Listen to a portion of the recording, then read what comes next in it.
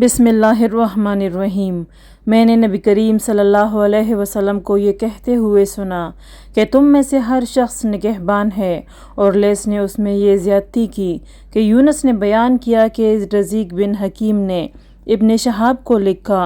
उन दिनों में भी वादिल कुरा में इब्न शहाब के पास ही था कि क्या जुम्मा में पढ़ा सकता हूँ। रज़ीक एला के अतराफ़ में एक ज़मीन काश्त करवा रहे थे। वहाँ हबशा वग़ैरह के कुछ लोग मौजूद थे। उस ज़माने में रज़ीक एला में उमर बिन अब्दुल अज़ीज़ की तरफ से हाकिम थे। इब्न शहाब रहमतुल्लाह अलैह ने उन्हें लिखवाया।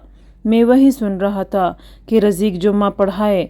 इब्न शहाब रज़ीक को ये ख़बर दे रहे थे कि ज़ालिम ने उनसे हदीस बयान की कि अब्दुल्लाह बिन उमर रज़ियल्लाहु तआला अन्हु ने कहा कि मैंने रसूलुल्लाह सल्लल्लाहु अलैहि वसल्लम से सुना। आपने फरमाया कि तुम में से हर एक निगरां है और उसके मातहतों के मुतालिक उसे सवाल होगा।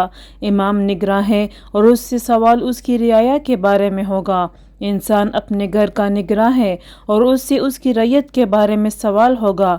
औरत अपने शौहर के घर की निगरां है और उससे उसकी रैयत के बारे में सवाल होगा। खादिम अपने आका के माल का निगरां है और उससे उसकी रैयत के बारे में सवाल होगा।